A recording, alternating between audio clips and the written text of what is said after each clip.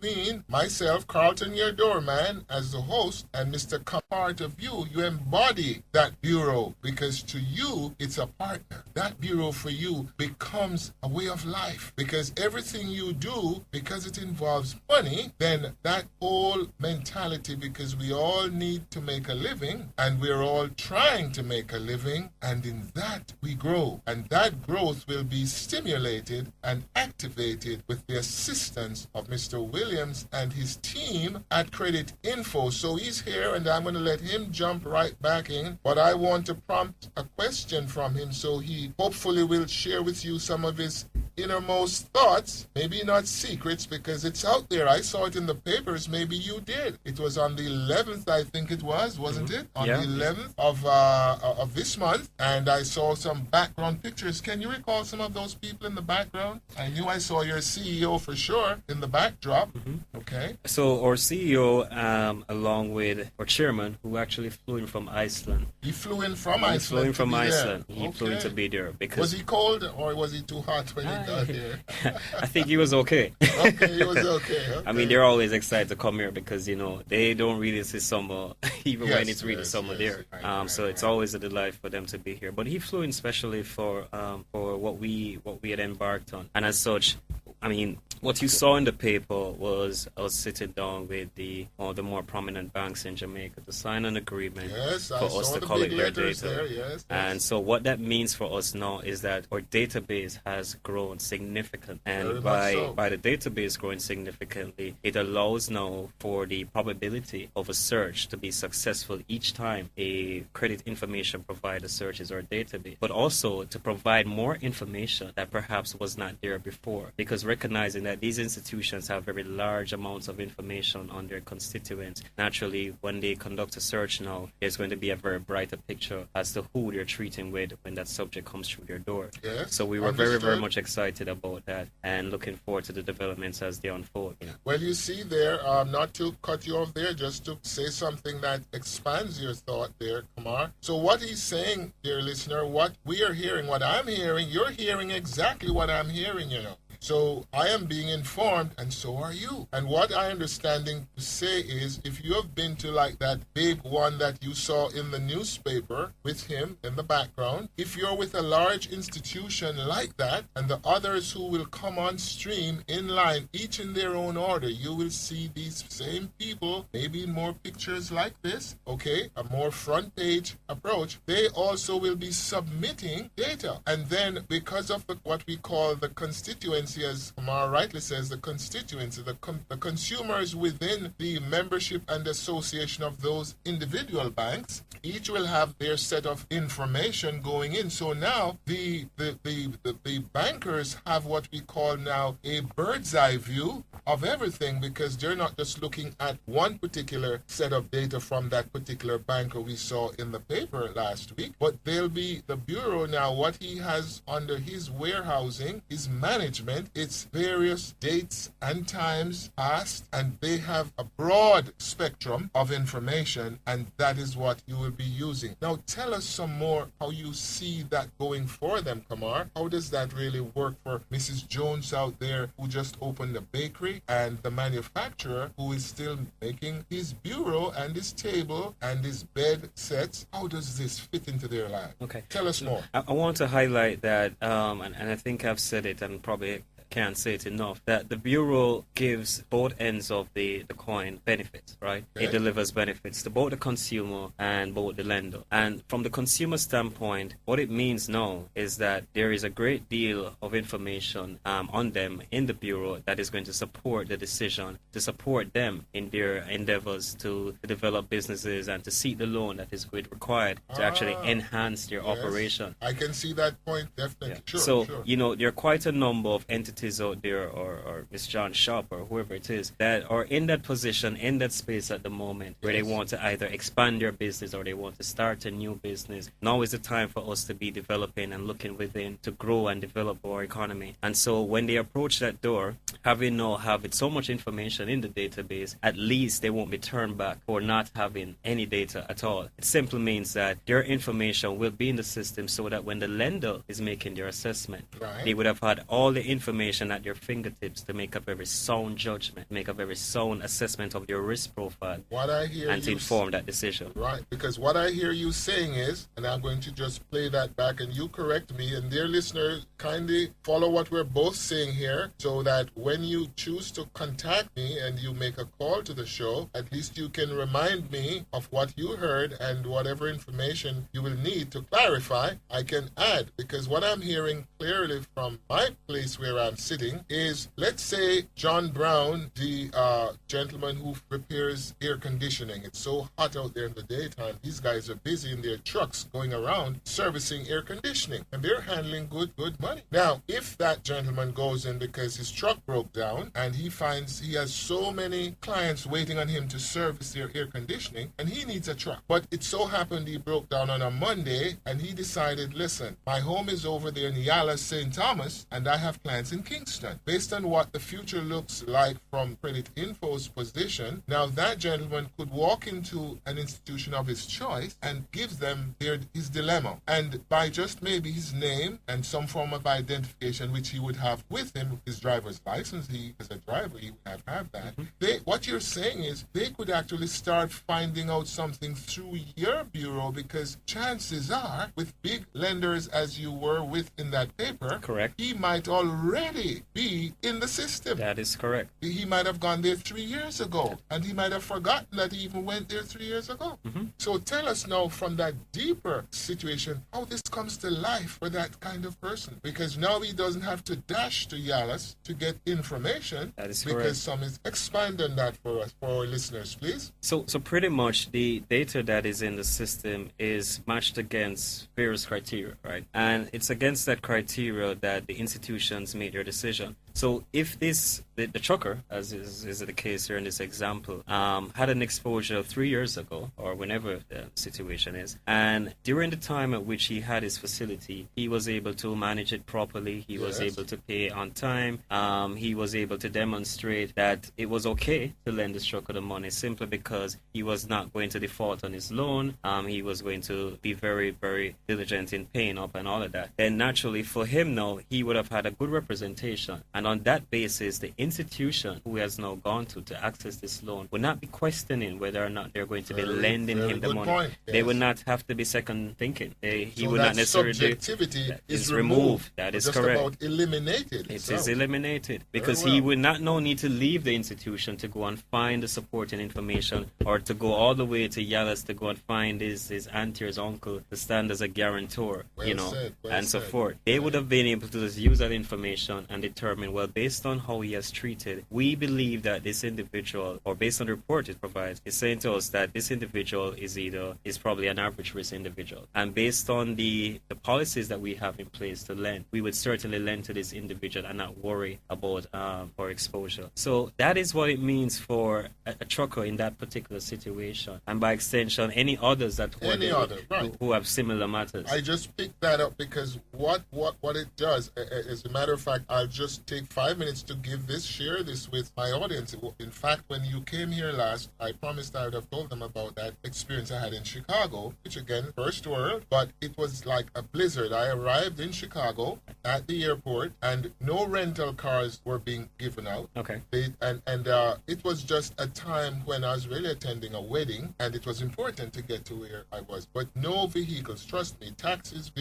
they were on the road, but they didn't particularly want me on the road. And I was having difficulty because it was maybe 2 or 3 taxis who had the courage to stay on the road during that weather. And I was able to call a car dealership right there and submit an application to buy a car. Oh, yeah? Very, very much good. Right there in Chicago to buy a car. Now, remember, I am living in Georgia. I also do business in Florida, okay? And here it is. I submit my application through the dealer. The dealer wasn't at the airport, We did this on the telephone because I know the cars, I said, this is what I'm looking for. Price range was important because I just needed transportation. Right. And with that information, the car dealer took that from me on the phone, gave him all the necessary information, which was, for me, driver's license and what we call our serial numbers, social security. Right. You give that and simply my employment. That was it. Those were the three things, really. Because when they went in their thing, they found all the information that they needed. Right. Within 3 hours, a car was parked with the paper. You don't get a license plate when you just buy a car. They put a paper tag on, nicely printed. Right. It's called a temporary tag, and it was there with a temporary tag, so I could get to where I wanted to go. That simple. Now, I know that may sound like light years away from where you are sitting, but tell us, is that light years away, or you see that within the sight? Is there light that projects to that optimism for this system and for Jamaica? Well, I mean, it certainly is not far from our view, because I would think so. One of the things that you have said. Yeah, one of the things I pointed out earlier is that the presence of a credit bureau and the impact that it has on any economy and any country is not new. It's not new. I mean, we are just recently embracing it. So certainly there are certain patterns that we have seen from other jurisdictions that has happened similar to your situation, that is pretty much informing what we will expect to happen in the very, very near future. But of course, it requires a certain amount of history, a certain amount of time, and a certain amount of maturity.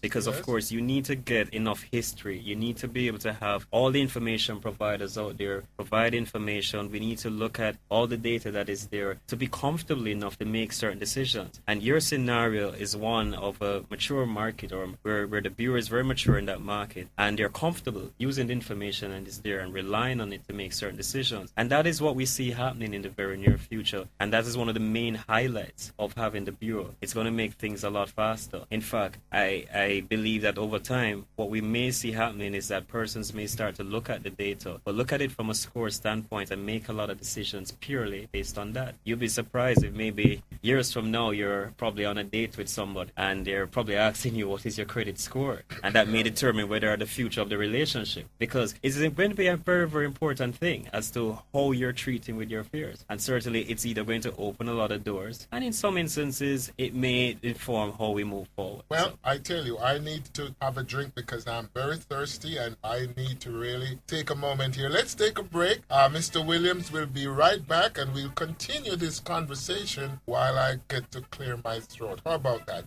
I'll be right back. This is Carlton, your doorman. World Watch, you're listening, and we're between the hours of 5 p.m. and 6 p.m. And my guest will be right back also.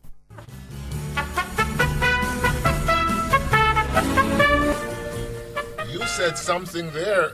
I really could not contain myself. I wanted to cancel the break and to find out. Now, what in the world could my credit score do for me in getting a date? Because what you're saying is, and I've heard those stories before, but can Jamaicans use that too? Well, you'd be surprised. I mean, it happens in other territories. We have seen it. It exists. It is a reality. If you take the typical scenario, give me an example of how that fits into an afternoon having dinner. If you take the typical scenario, at the Wyndham Hotel, you may have happened to be in the area and noticed a very beautiful lady sitting at the table, and you decide to go over, perhaps introduce yourself. You're having small talk with her, trying to get to know her better and so forth. Okay. Now, as it stands, the typical woman may be interested in finding out exactly, what it is that you do, your background. And the reason for these questions is really to try and identify your sense of stability, where your headspace is. Where do you see this discussion going and so forth? Because it is natural for a woman not to want to be tied up into someone who is really on an agenda, so to speak. Yes. And so all of that could be probably summed up with your score, because, if you have a good score, then it suggests that you're pretty stable. And the mere fact that you're able to manage your affairs well and so forth. So you may find that persons may start using your credit score as a means of how you date. As a measure of how capable you are in the relationship. Yes, so, yes. It is not far. I would not be surprised if years from now this is what happens. Because it happens in other territories. Well, it happens in the first world. Yeah, it happens in the first world. I was just surprised that you brought that up as a reality that it can occur as we move down this better road. Yeah. I am very pleased to hear that. Scoring is going to get pretty interesting because it's going to open a lot of doors, and that's the essential thing. It's going to open a lot of doors because with all this credit information that we provide, and I said I would have spoken about it a little later. You did say that, right. What we do is that we take the history of information, all the exposures that are there, but not just the facilities, not just the nature of how you're paying the loan, recognizing that yes, it is a significant component, but not the only component. So scoring takes into consideration other components such as the demographic information, how old you are, how long you've been living somewhere, etc. It also takes a look at the level of inquiries that have been done on you, and there are various components to the assessment. In fact, we could probably take an entire 2 or 3 hours just discussing scoring. And for that reason, we at Creditinfo have the expertise in-house. We actually have a company of individuals who their main focus is risk assessment and designing scorecards and so forth. And for that reason, even having started the bureau since even going live just recently since July, we are now able to provide scores, based on the information that has been provided. So when you go into your institution and you're doing their assessment on you and they're pulling a report from us, chances are the report that they're pulling will have a score. So you will have some idea as to how you are ranked in relation to the other persons in the economy. However, that score is really based on an expert model because the truth is you really need a significant amount of history, usually spanning over 9 to 18 months, in order to inform a score that matches a Jamaica picture or localized score, as we call it. What I hear you saying is most people won't be really green because they've been living their lives, and if in fact whatever is already there scattered all around through different institutions, each one as they become a subscriber to the bureau, to Creditinfo, then like that one I saw in the paper, that big banker, they too, like that banker, will be sending, I think that's what the article said, they're sending, or they have sent, anyway, they continue to send their information, which is about their past and present clients. That's correct. Other bankers, credit unions, financial institutions will be doing the same. They'll be doing the same thing. It's a make sense thing for them to do. That's correct. So here you are, you're accumulating more and more and more data. So if a person may not have gone to a lender for the past 5 years, they're not necessarily green because maybe 3 years before that, they did go to that big one or another one because there was a time when that was the only game in town many years ago. My father had to go to that one. That's many, many years ago. In fact, when I went there once by my name, they could have told me he was the association. Yeah. So what you're saying, and sum this up for us in 2 minutes because we have just about used up our time. So share with me the person who, seeing that it's over time that you assess a person. Right. So a person who has had bad times, fallen down on bad times don't last. Bad times don't last. Just encourage our listeners that they should not get disheartened if they may have had bad times because you're looking at an extended period of time, not just last week or last month. Expand on that for us. And I'm glad you brought that up because there is some level of fear from some consumers out there that because they have not treated with their fears properly in the past, that it's going to be a death sentence for them as they go out seeking to borrow from these various institutions. But it is not, because what you may not know is that in one's risk assessment there are certain measures that they're looking for, and one component of this measure is how frequent your situation is. So for example, if I had say messed up on paying my loan accurately 3 or so years ago, and then my situation has changed, I have now gotten a job and I'm now able to pay off what is there and I'm able to meet the deadlines of my installment, and certainly that information is going to be taken into consideration, and that information will of course outweigh my history, because it is not necessarily how I was doing it before, but it's how I'm doing it now, and what I'm doing it now is probably going to inform how I'm going to be treating with it in the future. In other words, as they say in the first world, situations of the past is not necessarily an indication of what the future will be,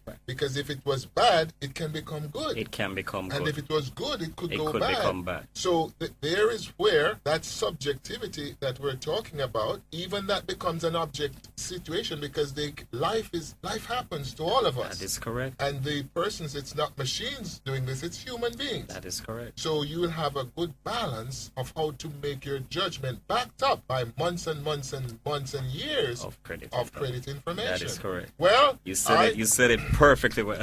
Well, I have enjoyed this conversation, and I hope my listeners have heard clearly what Mr. Kamar Williams, what he has spoken about. Again, his office is at 25, isn't it 25? It's 25 Dominica Drive. Dominica Drive, and where's Dominica Drive? And that is it's around the road from Chelsea. Yes, right off of Chelsea, really. Give you some landmarks. Well, that tower, so it's on the road alone, right. It's on the road where Cuddy's is, and your tower can be seen from Halfway Tree Road. Yeah, it can.